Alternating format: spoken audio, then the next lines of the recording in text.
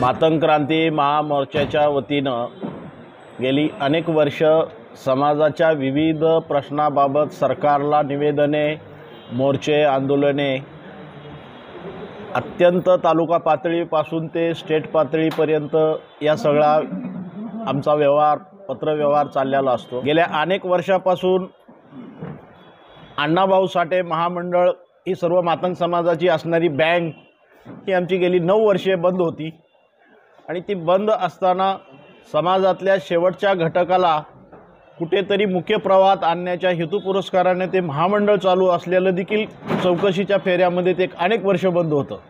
त्यामध्ये महत्त्वाची अशी आमची मागणी आहे की या ठिकाणी सरकारच्या वतीनं जात नेह अशी जनगणना कर समाज शेड्यूल कास्टमध्ये लोकसंख्येने मोठा असेल तर तो मातंग समाज आहे, पण त्याचीही लोकसंख्या दाखवत असताना त्यांनी लास्टच्या जनगणनेमध्ये 24 लाख दाखवली आणि हे आमच्यावर अन्याय आहे। बाबासाहेब आंबेडकरांच्या संविधानाच्या आधारे आम्हाला समानता, समान न्याय, समान हक्क हे कुठंतरी डावललं जातं आहे।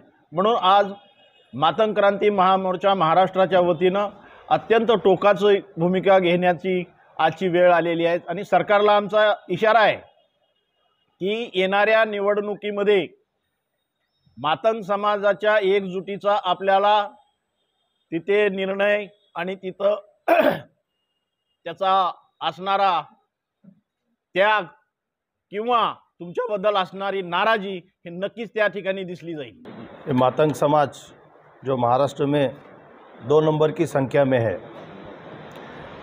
हर समय में हर वक्त हमें रास्ते पे उतरना पड़ता है हमारी रोज़गार के लिए, हमारे बच्चों के रोज़गार के लिए। मातंग क्रांती महामोर्चा महाराष्ट्र ह्या माध्यमातून आज आम्ही मातंग समाजाच्या समस्याबद्दल वाचा फोडण्यासाठी आज आम्ही आझाद मैदान मुंबई इथं आमचे सहकारी ज्येष्ठ सहकारी मोहन कांबळे हे आज आमचे उपोषणाला बसणार आहेत, आमरण उपोषण करणार आहेत। तत्पूर्वी सांगण्याचं कारण महाराष्ट्रामध्ये जसं आज कसबे साहेबांनी सांगितलं, तांबे साहेबांनी सांगितलं, आमचे वरिष्ठ ज्येष्ठ नेते सज्जन साहेबांनी सांगितलं, ताईंनी सांगितलं की मातंग समाजाच्या माध्यमातून आज आम्ही गेली 20 वर्ष संघर्ष करत आहोत, 20 वर्ष मागण्या करत आहोत।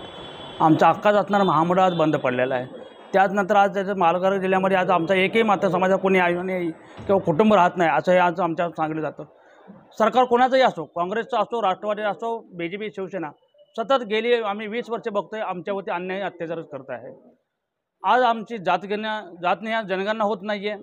गेली कित्येक वर्षाची डॉक्टर बाबासाहेब गोखलेंच्या काळापासून ते आत्तापर्यंत 90 सालापासून आमची मागणी आहे की 8% आरक्षणाची। हे 8% आरक्षणाची मागणी आमच्या अशासाठी आहे की 13% जे आमचं याचे आरक्षण आहे त्याच्यामध्ये 59 जाती असताना आमचे मातंग समाजात किती काय आहे हे आपण आतापर्यंत आम्हाला डिक्लेअर झालेलं नाही आहे आणि ह्या 13% आरक्षणाचा फायदा ॲक्च्युली कोण घेते आजपर्यंत आम्हाला कळलेलं नाही।